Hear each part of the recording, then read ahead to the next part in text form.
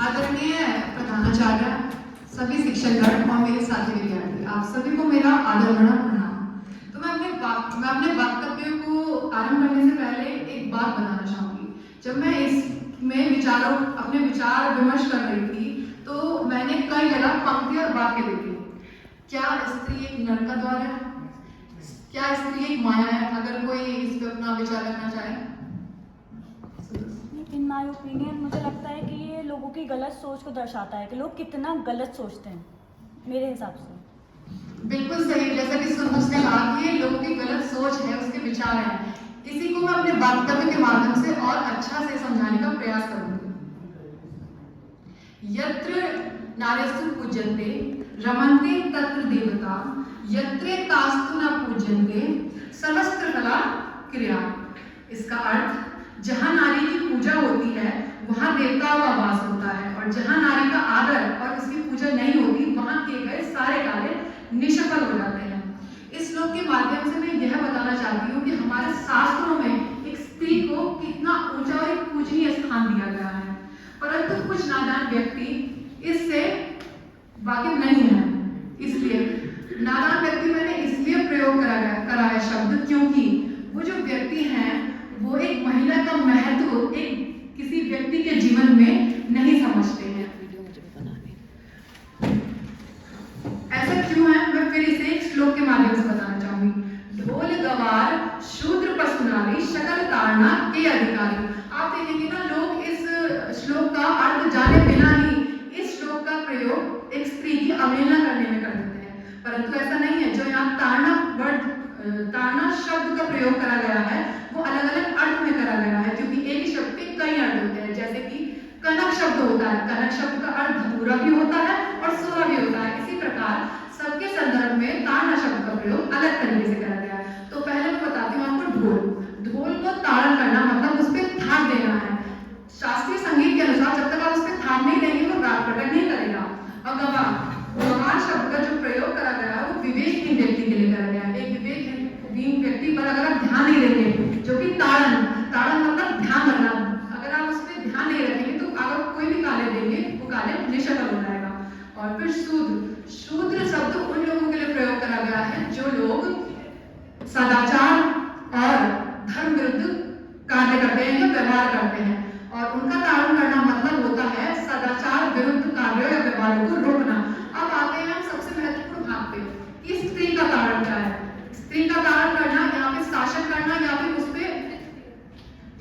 उसका शोषण करना नहीं है। अगर ऐसा होता तो हमें कभी रानी लक्ष्मीबाई जैसी समझशाली वीरांगना नहीं मिलती। तो अब विचार यह है कि स्त्री पर ताड़न का अर्थ होता क्या है। स्त्री पर ताड़न का अर्थ होता है स्त्री को सशक्त बनाना। अगर आज मैं इतने बड़े महाविश्वविद्यालय में खड़े होकर आज यहाँ बोल पा रही हूँ क्योंकि मेरे माता पिता मेरे परिवार ने मुझे सशक्त बनाया है कि वो समाज की हर नकारात्मक और सकारात्मक सारे तत्वों के सामने डट कर खड़ा होकर उसका सामना कर सके। हाँ, और जो इस समाज का नकारात्मक तत्व मैंने बोला, ये किस लिए बोला, ये मैंने उन व्यक्तियों के लिए बोला है जो एक स्त्री को भोग दृष्टि से देखते हैं। स्त्री को हर वो तत्व या व्यक्ति जो स्त्री को भोग दृष्टि से देखता है वो नरक का अधिकारी है। इसी क्रम में मैं एक कबीरदास जी का दोहा कहना चाहूंगी। नारी नरक न जानिए सब संतन की खान, जामे हरिजन उपजे सोई रतन की खान। अर्थात जो नारी है उसको नरक मत समझिए, वो संतन की खान है। किसी भी संत या महापुरुष को जन्म लेने के लिए एक नारी की आवश्यकता होती है, मां के रूप में। एक नारी रत्नों की खान है। अखिल कोटि साम्राज्य के मालिक श्री हरि को भी पृथ्वी पर आने के लिए एक मां स्वरूप की स्त्री की जरूरत पड़ी। सिर्फ सनातन धर्म ही नहीं, इस्लाम धर्म भी कहता है कि मां के चरणों में जन्नत है। आपको उनकी सेवा से सवाब यानी पुण्य मिलेगा। तो आपको मैंने खुद ही ये विचार करा और मैंने खुद ही कुछ लाइनें लिखी। वैसे तो स्वाराजी भी है पूरी, लेकिन ये लिखी खुद है कि आप देखेंगे जो पुरुषों के सम्मान में हम लोग श्री लगाते हैं उनके नाम से पहले, वो श्री एक स्त्री है। आपकी वंशावली को आगे बढ़ाने वाली एक स्त्री है, उनका पालन करने वाली एक स्त्री है। आप जिस धरती पे जन्मे हैं, रह रहे हैं, अपना जीवन यापन कर रहे हैं, वो भी एक स्त्री है। शायद आप मेरे इस विचार से हो, परंतु एक जो पुरुष है अगर उसको एक माता और पिता का दोनों का भाग निभाने दे दिया जाए, वो समझदारी नहीं है कि वो पूर्णता निभा पाए। लेकिन एक स्त्री वो पूर्णतः सक्षम है कि वो भली भांति एक माँ और पिता का दोनों का भाग अच्छे से निभा सके। और अंत में मैं एक चीज कहना चाहूंगी कि मैंने जो ये नकारात्मक तत्व कहा है, मैंने किसी व्यक्ति विशेष के लिए नहीं कहा है कि समझे कि मैं पुरुषों को ही कह रही हूँ कि वो नकारात्मक तरीके से एक स्त्री को देखते हैं, क्योंकि आज की पीढ़ी ऐसी है कि कोई भी हो सकता है। तो नकारात्मक तत्व एक गलत विचार है। और मैं अपने इस वक्तव्य को एक सुंदर कविता के माध्यम से विराम देना चाहूंगी। जिम्मेदारियों का बोझ परिवार पे पड़ा तो ऑटो रिक्शा ट्रेन को चलाने लगी बेटियां, साहस के साथ अंतरिक्ष तक भेद डाला, युद्धक विमान भी उड़ाने लगी बेटियां, युद्धक विमान भी उड़ाने लगी बेटियां।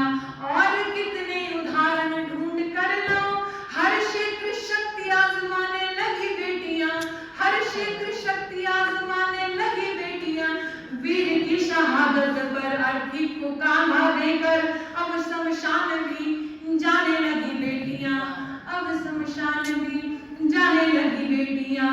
घर में बटा के साथ रहती है माँ के साथ, घर में बटा के हाथ रहती है माँ के साथ। पिता की समस्त गादा हरती है बेटियां, पिता की समस्त गादा हरती है बेटियां। कटुआ के बोलने से पूर्व सोचती है खूब, मन में सहमति डरती है बेटियां, मन में सहमति डरती है बेटियां। बेटे हो भले उदंड दुखा दे आपका दिल, बेटे हो भले उदंड दुखा दे आपका दिल। कष्ट सह के भी धैर्य धरती है बेटियां, कष्ट सह के भी धैर्य धरती है बेटियां। प्रश्न ये जलनशील सबके लिए है आज, नित्य प्रतीकोख में क्यों मरती है बेटियां, नित्य प्रतीकोख में क्यों मरती है बेटियां। ललिता विशाखा राधा रानी होती नहीं, ललिता विशाखा राधा रानी होती नहीं।